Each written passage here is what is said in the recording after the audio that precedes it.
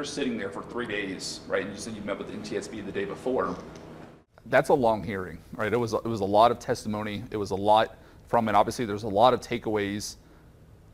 I'm curious from your perspective and from your daughter's perspective, what were your takeaways each day leaving there? What'd you learn? But you also said you grew frustrated too while sitting there. Yes. I really, really appreciated Jennifer Homendy. I think that's how you say her name, is that Homendy? Yeah. I really appreciated her. I felt like she was advocating on behalf of the families to get to the bottom of it and find the truth. And so that was very encouraging. She and Inman, I can't remember his first name, but I felt like they were really about trying to get to the bottom of it. And so that was very encouraging. Also meeting some of the other families for the very first time was healing, because you're among people who know what you're going through. And so I think those were the positives of being there. And of course the negatives were people trying to skirt responsibility for choices that have been made for a long time. They weren't just made on the night of January 29th. How difficult was it to sit there and not want to stand up and speak? It was extremely difficult. They had a room for the families where there was a live feed. And so I, some of the time, just watched the live feed in the family room so that, and several families, so that we could talk amongst ourselves as the evidence was coming out. Because yes, you want to stand up and yell and, call them a few choice names, because it's like, you guys are acting like this is not a big deal. I lost my daughter. What would you have said if you could? I would have just urged them to be transparent and be honest and take responsibility.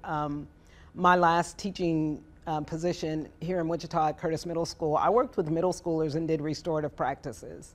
And if an 11-year-old can learn that when harm occurs, you admit what you've done and you do what it takes to make it right. That's all I was looking for. And if an 11-year-old can learn that, I don't understand why adults and agencies can't apply that. Recommendations were put in place years ago to reroute that area, plus the FAA admitting that the air traffic controller should have issued a safety alert to the airplane, and nothing was ever done. So that's what I mean. There were so many standard operating procedures, so many protocols that they just didn't do. That airspace was flirting with disaster for so many years because of the converging paths. You're almost saying it's not if it's going to happen, it was when.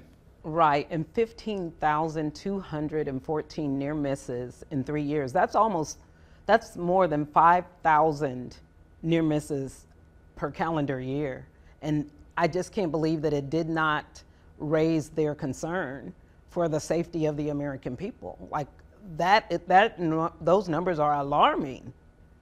15,000 times they've had near misses between fixed aircraft and helicopters, and no one batted an eye. I think it was last month, or maybe it was the month prior, you, along with a bunch of other family members of the victims of the plane crash, signed a letter to the Army asking for more transparency and accountability. Can you go into detail about what you're asking for? Because you had heard from other parties, but really the Army was the one you hadn't heard from. Exactly what came out in the NTSB hearings. Their equipment is antiquated. They didn't have their alarm system on. They were flying higher than they were supposed to, all of the things. And it's like, just admit where the Army was culpable in this situation and not, don't try to skirt around the truth. And that's the reason our family signed the letter, is to just say, can we please hear from you that mistakes were made. How do you feel like the Army's handling this? Again, I feel like I don't know that they will really come out and admit culpability. And even Petorsky, who made the altimeters, and most of them don't work. I just don't think that they want to be held accountable for those choices, because again, the bottom line is money, and people don't want to lose money. You spoke with a lot of the other families, whether it was, of course, the last 6 months or whether it was last week with the NTSB hearing. everyone's kind of in the same boat, but every family has a different story. There was a lot of ice skaters on there. There were a lot of people traveling. Of course, your daughter as well was going back home. What's kind of been the conversations like between you and those families? I'm sure you're relying on each other during that time, but take us through some of those conversations you've had with them.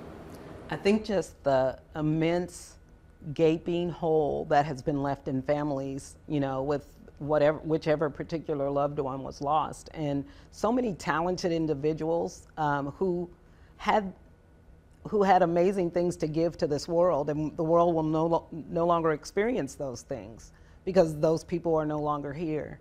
And, you know, again, saying the world is a little dimmer without the talent and genius of so many of the people who were on that flight.